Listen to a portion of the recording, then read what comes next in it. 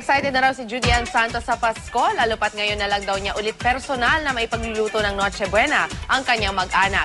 Happy rin si Juday na maganda ang kinalabasan ng kanilang pelikula na kalahok sa Metro Manila Film Festival at labis din daw siyang naaliw sa co-star na si Riza May Dizon. Ang Star Bites sa ni Lar Santiago.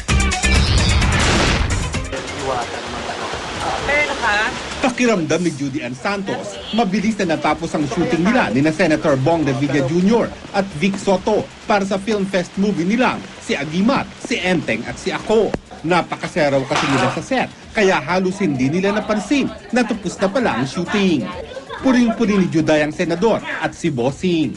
Na parang, etong mga taong to, ang tatagal sa industriya, tapos hindi ka man lang makarinig ng angal, hindi ka makarinig ng kung ano pa man. Parang, sana man nakikita sila ng mga artista ngayon para sila yung tularan.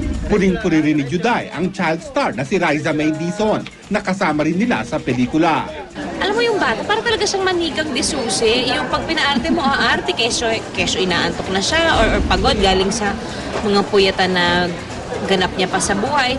Pag aarte at mahilig din po punchline kasi nga nagsisimula sa Itbulaga.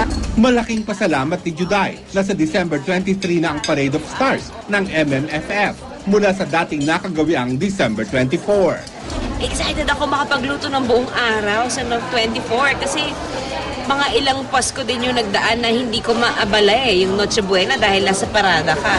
Hindi rin siyempre mawawala sa lulutuin niya ang isda na paborito ng bunso nilang si Lucho. At pagdating ng araw ng Pasko, pwede raw manood sila ng asawang si Ryan Agoncillo ng si Agimat, si Enteng Cabisote at si Ako. Parang isa itong pelikula na pwedeng mapanood ng mga anak ko. Kasi ma-enjoy nila yung mga powers. Wag lang nila akong hinga ng kapangyarihan pagkatapos ng pelikula dahil wala akong ibibigay ng magic sa kanila.